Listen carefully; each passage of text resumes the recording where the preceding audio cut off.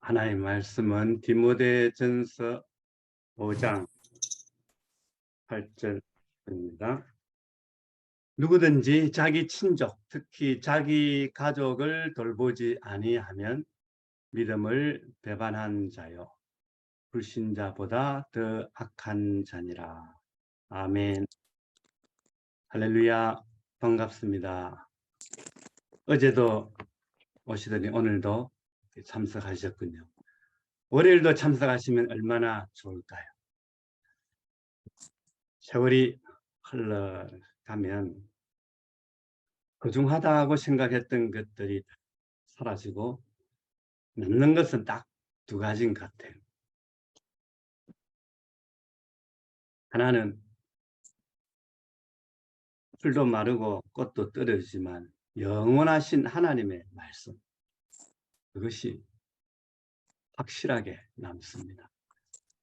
또 한 가지, 제가 이제 6학년 들어오면서 좀 결산을 해보니까 다른 건 다 사라지는데 관계가 남는 것 같아요. 요즘 이 지구촌은 조용한 날이 별로 없습니다. 온통 전쟁터 같습니다. 우크라이나 러시아 전쟁이 아니라도 기상 이변이라든지 자연 재해라든지 질병이라든지 정치 사회 갈등으로 인해서 평안한 곳이 없어 보입니다. 그러나 딱 한 곳이 있습니다. 저와 여러분들이 앉아 있는 지금 이 자리입니다. 찬양 드리고 기도할 때 주님이 만나주시고 은혜 베푸시는 장소, 그 시온소가 바로 지금 이 시간 이 자리인 줄로 믿습니다. 이번에 저희 부부가 미국을 방문한 것은 큰딸 부부가 출장을 가는데 1살짜리, 4살짜리 이 손녀 둘을 좀 맡아줬으면 해서 그냥 달려갔습니다. 근데 가서 보니 그 큰 딸도 그렇지만 작은 딸이 더 도움이 필요했습니다. 두 손자를 제대로 돌볼 수 없을 정도로 이 생활에 균형이 잡히지를 않았어요. 둘째 딸을 생각하면 늘 마음에 무거운 좀 짐이 있습니다. 둘째 딸은 우리가 그 선교 그 중국을 떠날 때 그 해군과 함께 그 NSA라고 한국어로 말하면은 그 국정원 거기에 들어가서 이제 근무를 이제 하게 될 때였습니다. 그 해크하는 그런 직종인데 인터넷 이런 쪽이죠. 근데 사실상 그때 좀 정신적으로 완전히 안정되지를 않았어요. 고등학교 때 얘가 좀 신령한 쪽으로 좀 눈을 떠보려고 많이 애를 쓴 적이 있어요. 제가 뭐 책도 소개해 준 것도 있지만 한 사흘 정도 잠을 제대로 자지 못하고 뭐 하늘에 속한 사람이나 그 책을 이제 읽으면서 자기도 그런 좀 체험을 해보고 싶다. 그러면서 이제 행동을 하다 보니까 조금 학교에서 좀 이상하다는 이제 눈치를 채고는 그 정신과 의사를 만나도록 했는데 이 의사가 인도 사람이었는데 굉장히 FM대로 하는 사람이었어요. 원리 원칙대로. 그래서 뭐 약을 그냥 바로 자기가 생각하고 있는 그대로 막 먹이니까 아이가 안 그래도 조금 힘든 상황인데 더 그냥 힘든 상황이 되어진 거예요. 정신을 차려니까 미국 사람들은 그나마 뭐 체질이 뭐 어릴 때부터 우유, 뭐 고기 이렇게 다져졌기 때문에 견뎌내는데 그 약을 견디지 내지를 못하는 거죠.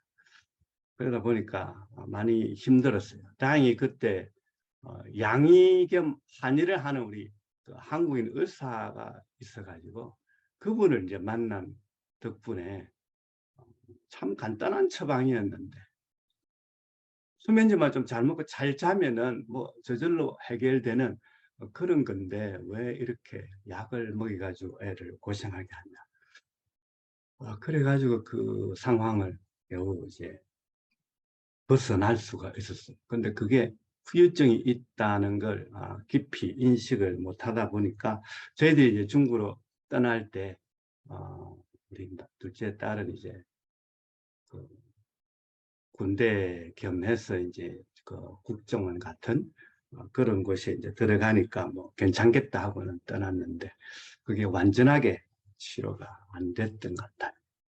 그러다 보니까 한 7년을 뭐 제대는 잘 했습니다. 은혜 가운데 제대는 했는데 이제 하고 난 다음에도 뭐 겉으로 보면 아무런 뭐 그런 게 없어요. 그런데 자기 자신이 어느 한쪽에 특히 했던 일들이 이제 해커 쪽 이런 곳이다 보니까 또 영향이 있는 것 같은데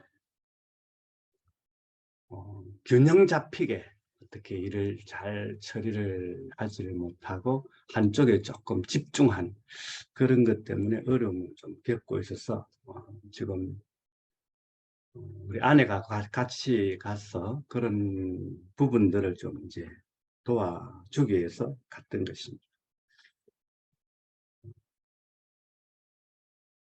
참 쉽지 않은 그런 우리가 결단을 참 했었구나. 우리 그 당시에는 그렇게 심각하게는 생각하지 못했는데 그때 우리 둘째 딸이 정말 부모의 손길을 많이 필요로 했구나.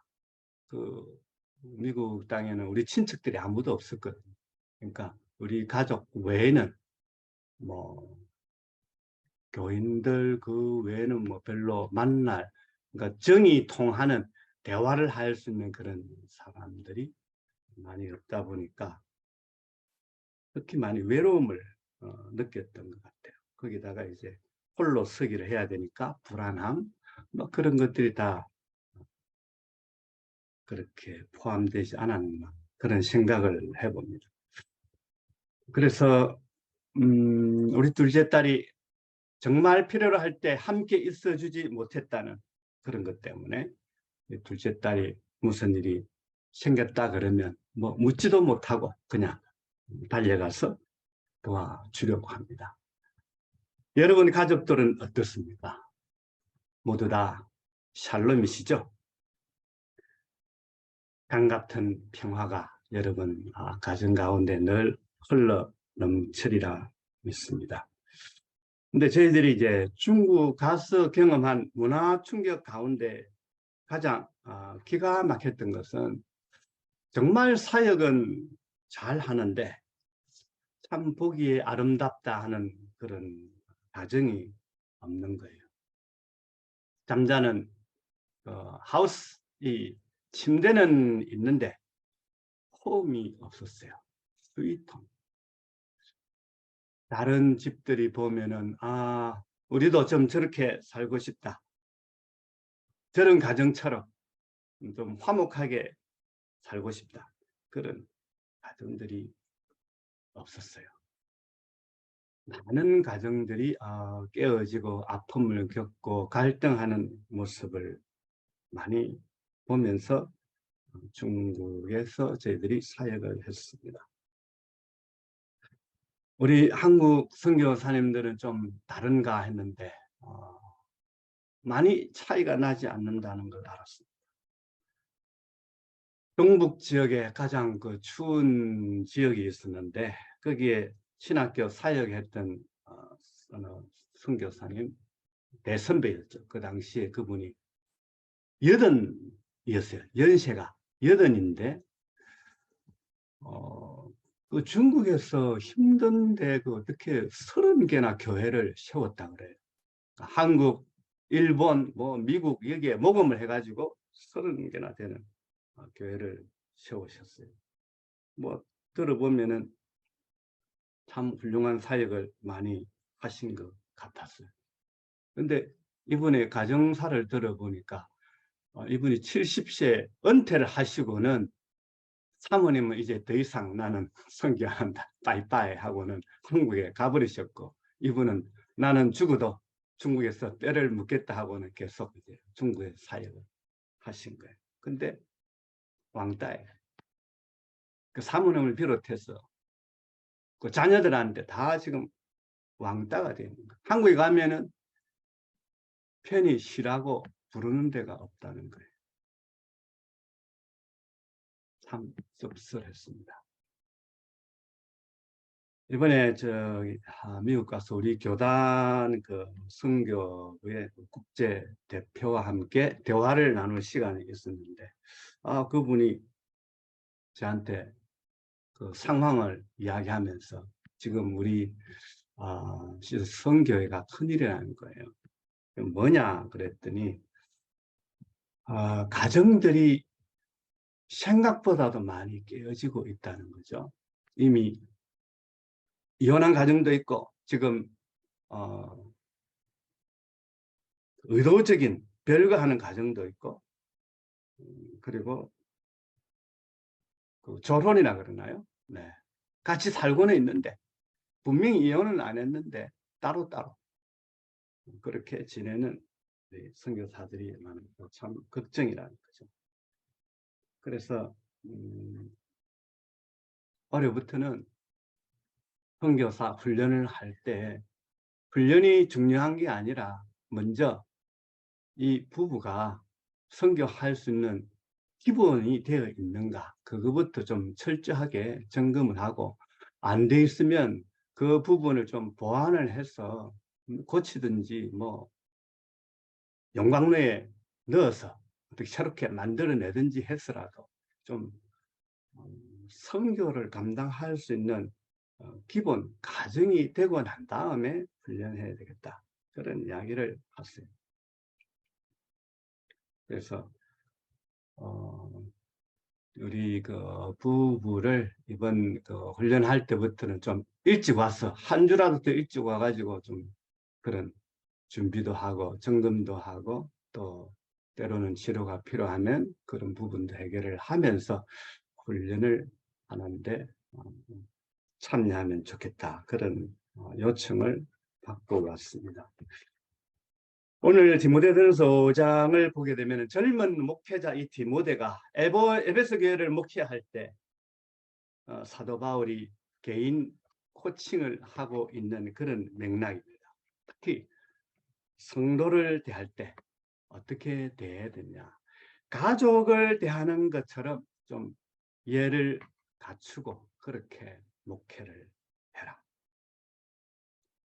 특별히 8절 이 말씀은 가족을 구체적으로 잘 돌보라고 그렇게 권면을 하고 있습니다. 가족을 돌보지 않으면 믿음을 배신한 것과 같다, 불신자보다 더 악한 사람이다, 그렇게 비교를 하면서까지 권면을 하고 있습니다.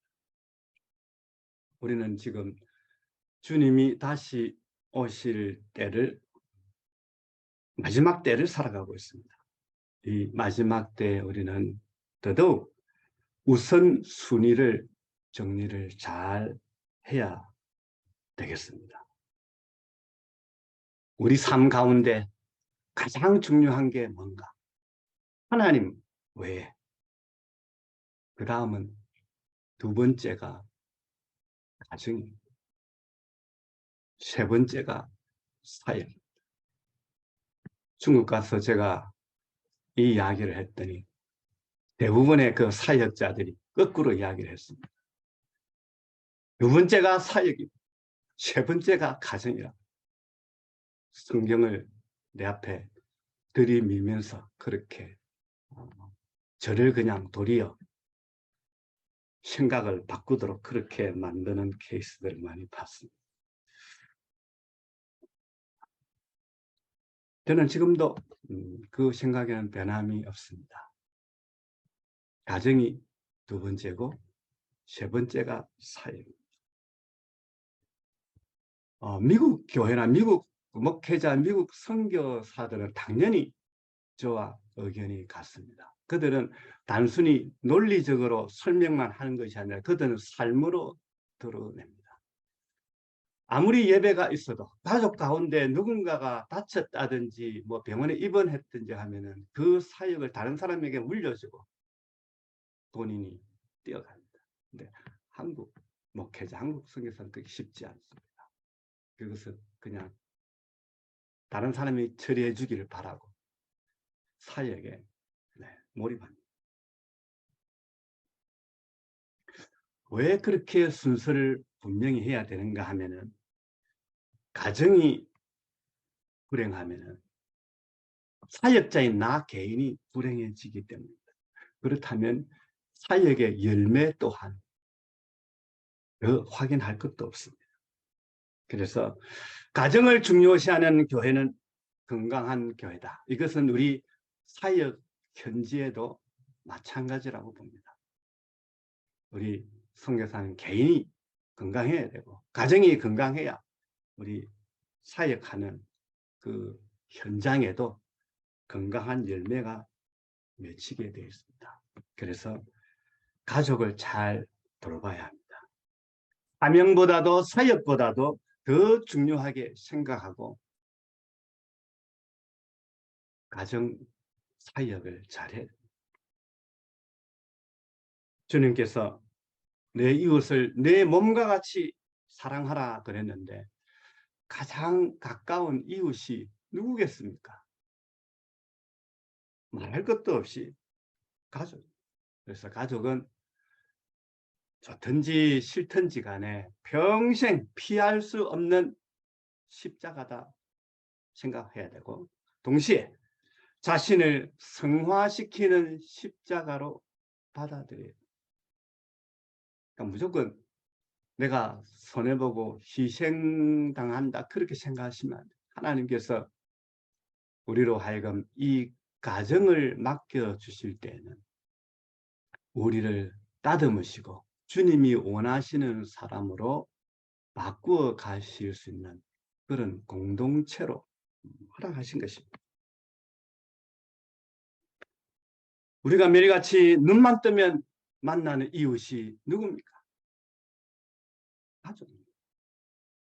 그 가족을 사랑한다고 하면 어떻게 돌봐야 되겠습니까? 이 돌본다는 것을 우리가 추상적으로 생각하기 쉬운데 돌본다고 하는 것은 깊은 관심을 가지고 정성껏 들어주는 데서부터 시작됩니다. 이 마음이 통해야 되기 때문이죠.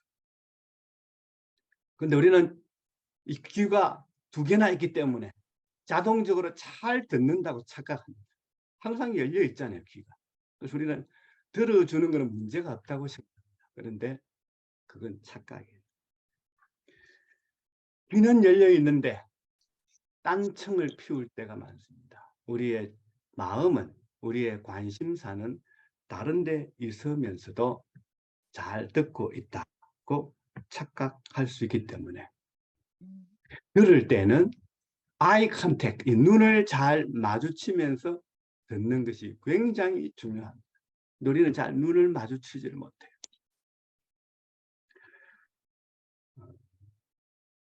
관계는 가까울수록 함부로 대해서는 안 됩니다. 우리는 가족이라는 것 때문에 가깝다고 하거나 이것 때문에 너무 성의 없이 함부로 그렇게 대하고 행동할 때가 많습니다. 고향이 저 충청도 이북 쪽은 그나마 좋습니다. 근데 경상도 쪽은 근본적으로 좀 힘든 것 같아요. 가깝다는 것 때문에 우리는 너무 함부로 해요. 말도 그러고 행동도 그러고. 그래서 가까울수록 예를 잘 갖춘다는 게 왜 중요한가 하면은 그래야 통한다는 느낌이 들기 때문입니다. 우리는 논리로 자꾸 설명을 하고 이해를 시키려고 하는데 그게 우선이지 않습니다. 마음이 통하지 않으면은 그 다음 순서가 진행이 되질 않습니다. 잘 통해야 그 다음에 필요한 것을 연결하고 파악을 해서 채워주는 그 다음 작업이 가능해집니다. 통해야 채워주지. 통하지도 않는 상태에서 일방적으로 주는 것은 그것은 결코 좋은 결과가 나타나지 않습니다. 사람은 한 가족이라도 다 다릅니다.